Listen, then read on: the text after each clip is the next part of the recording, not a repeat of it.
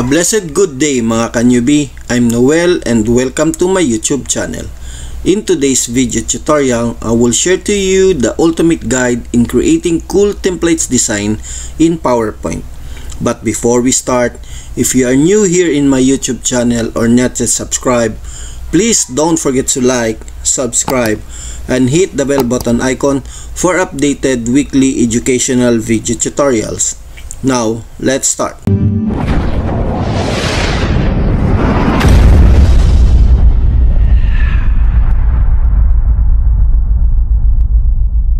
Open muna tayo ng ating mga Microsoft PowerPoint.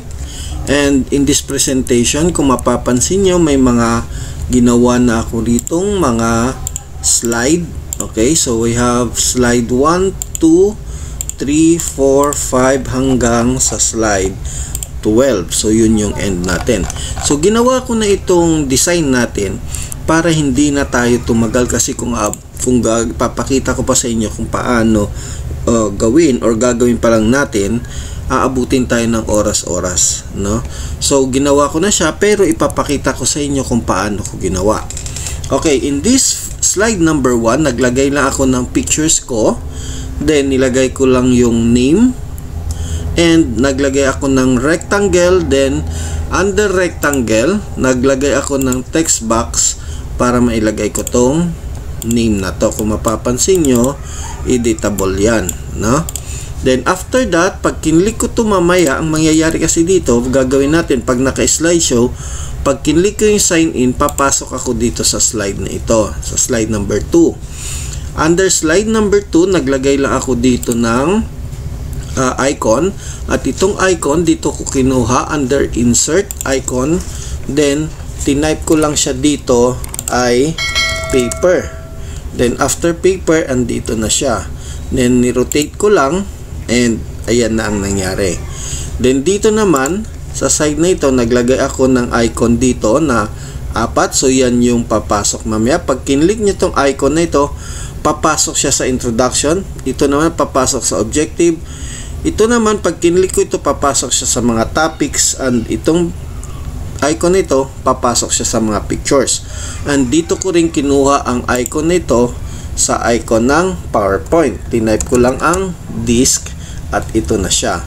So mamimili ka lang kung plain white or dark or black color, no? So then nilagyan ko lang siya ng name using the text box, and ginroup ko lang siya. Okay, so kung gusto nyo, i-ungroup ko lang siya. Kung mapapansin nyo, separate ito. So, ang mangyayari kasi, ginawa ko siyang group para mamaya pag nilink ko siya, kahit na i-click niya itong name, magli-link siya doon sa introduction niya rin. Next slide natin is introduction. Nilagay ko lang itong X na ito. Kinuha ko rin siya sa icon. Pinili ko lang, sinearch ko lang dito ang cross, at mapapansin nyo, andito na siya, no? Then naglagay ako ng rectangle dito na mayroong curve, so ito yon. Okay, then straight line, and naglagay ako ng text box. Okay, so mamaya ito yung under introduction. Pag kinlik ko yung every slide nito dito sa X, babalik siya dito sa slide number 2. Parang ito yung main page natin. Then sa slide number 4, ito naman ang ating objectives. So itong mga pictures na makikita nyo dito and icons, kinukuha ko lang dito sa icons. Under icons, mamimili lang kayo, mayroon para icons at mayroon din para sa image. So lahat ng images na makikita nyo dito, dito ko siya nakukuha, at lahat ng icons na makikita nyo, dito ko rin siya nakukuha.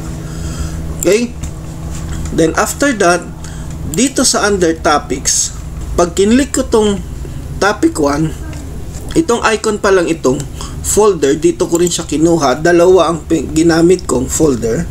So pag pagpansin ninyo, ang folder na ginamit ko, may dark at saka light, no? So ito yung light natin. Pag kinlik ko kasi ito, papasok siya sa topic 1, at para ma-distinguish natin na nasa topic 1 tayo, beside doon sa title, nagsishade din itong topic. Then pag kinlik ko mamaya itong X, dapat bumalik ang X ng mga topic na ito, babalik siya dito sa topics na may parang pinaka main menu, sub menu na. Okay? Then pag kinlik ko tong X naman dito sa under topic, babalik siya dun sa main menu. Okay? So ngayon, usually ang gagawin lang natin ngayon is more on linking the slide, pero yung design natin ay very cool template siya, no? Nagawan mo ng paraan na para mapaganda ang design using a simple linking and simple animation lang siya mamaya. Okay, umpisa na natin paano natin i-link.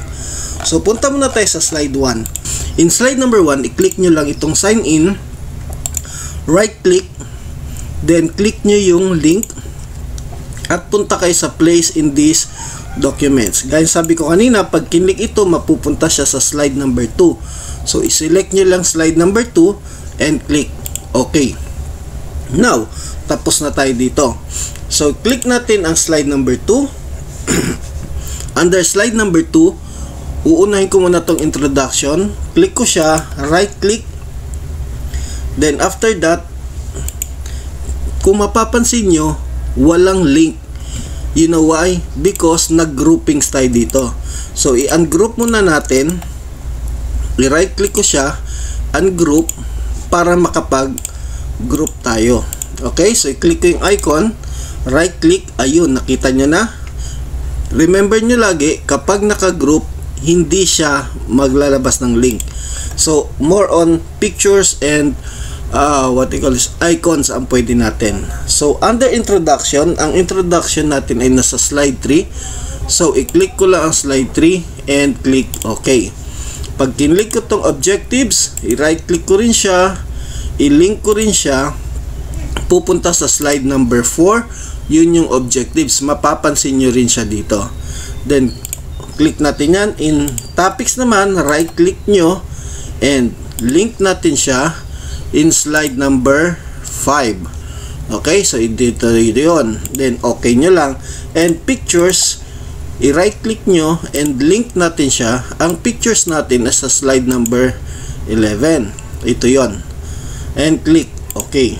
So now, gagawin nyo sa lahat ng slide ito. Okay, so unahin natin ito. This is slide number 3. Ulitin ko lang, ungroup ko siya, right click, ungroup. Okay? So, next, sa group 3, sa slide 3, right click, link, and this is slide number 3, si introduction pa rin. Itong isa naman, si objective, link natin, slide number 4, right click, link, slide number 5, and pictures is slide number 11. Then itong X, i-click nyo siya, right click nyo, i-link nyo siya. Saan pupunta ito? Doon sa slide number 2. Okay? So yan yung main menu natin. So babalik doon.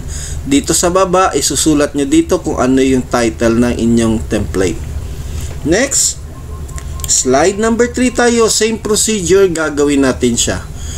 Okay, fast forward ko lang siya siguro.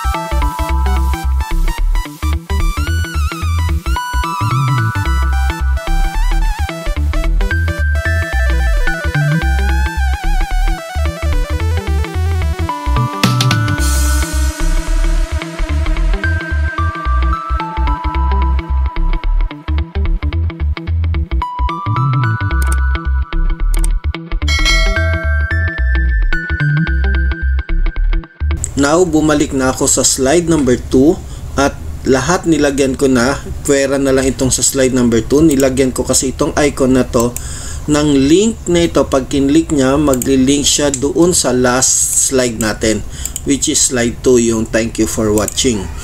Okay? Then after that, select all the slide mula slide 1 hanggang slide 12. Then punta tayo sa animation. Okay? Then after animation, transition pala, sorry. Then i-click natin ang morph para maging smooth ang ating sa slide, no? Pagli-link ng ating slideshow. Then after that, okay na tayo. Balik tayo sa slide number 1 and i-slideshow na natin siya. At tingnan na natin yung ginawa natin. Then after that, i-click ko lang itong sign in. Pag kinlik ko, babalik na siya dito. Pupunta sa slide 2. Pag kinlik ko ang pictures, pupunta siya sa slide ng pictures. And introduction, punta siya sa introduction. Medyo na delay lang tayo. Punta siya sa introduction. Masyadong mahaba kasi, kaya yung delay ng morph natin medyo okay. Then objective.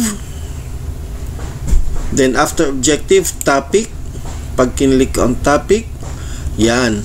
So mapapansin nyo, nagiging smooth yung effect niya. Punta tayo sa topic number 5. Yan. Then topic number 2, i-random natin siya para makita nyo na nag-link. Na? So medyo mabagal lang ang unit ko. Yan. Topic number 4, mapapansin nyo yung black, lumalabas siya, pumupunta siya doon. Topic number 3. And topic number 1.